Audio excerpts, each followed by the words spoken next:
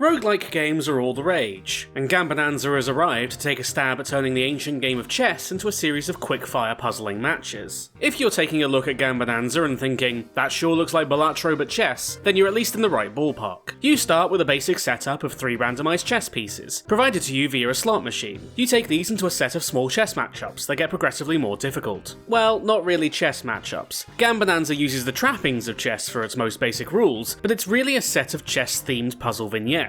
You can choose where you start all your pieces on your limited side of the board, and your opponents will always have some kind of setup that you'll need to think about in order to best them. Winning each round gives you money to spend in the in-between match shops, allowing you to buy different things to upgrade your board. Most basic is, of course, buying new pieces, with the more powerful pieces costing more to pick up, or buying the ability to field more pieces in a match. Then there are the gambits, Gambonanza's jokers, which provide special buffs to your pieces and will often dictate the style of gameplay you're going to push forward with. If your knights can suddenly move like rooks, you know what you need to prioritise. Otherwise, you can gamble on tile improvements, which are modifications you make to the actual board. These are even more circumstantial, adding in traps for the opponent's pieces or protection to yours, but do add more strategy to each round. When you've got more pieces than you can actually fit on the board, they go into a little side pocket. When you've got space on the board after losing a piece, or if you intentionally leave gaps on your side, you can spend a turn landing a piece to put them in an advantageous position, or activate a gambit. There's a lot to think about. It certainly makes things interesting, but there might be a few too many things going on with Gambonanza. I really like the puzzle setups,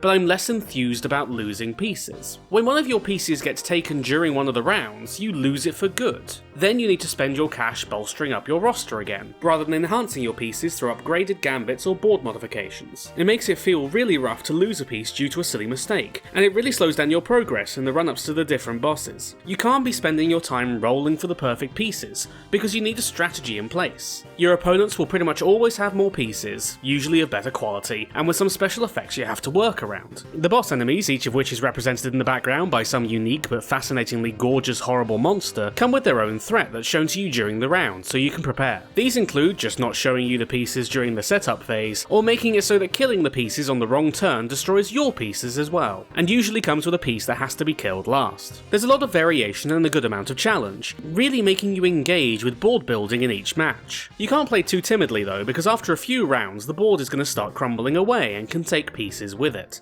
You don't really need to know how to play chess to play Gambonanza, but it definitely helps. Usual chess strategies won't work because of how the board is set up, but to avoid setting yourself up for failure, you still need to be able to think multiple moves ahead early on, or you'll quickly find yourself caught out and losing pieces essential to your build. Strategic roguelike players will find plenty to work with here then. It feels like a good brain workout with some roguelike RNG trappings. Despite those trappings and the overall gambling theme, I do think it is missing some of the essential elements of the Skinner box proddings that make the genre appealing. The chess pieces are behind slot machines, the gambits behind gachapon, and the tile upgrades are behind pachinko, but there's not an awful lot of flash. And there's not a huge amount of ability to latch onto the number goes up feeling that makes games like Balatro, Racoin or Clover Pit work. Gambonanza can feel confused at times. You've got to play quickly but methodically. Your gambits require specific pieces to work, but you can lose those pieces easily. There's a lot of gambling theming, but very little of the actual game is a gamble. Gambonanza needs skill from you. It needs you to be invested, and it needs you to play it very intentionally. I don't think it's the same kind of one more run game as it presents itself as, but I do think its puzzles are engaging and interesting.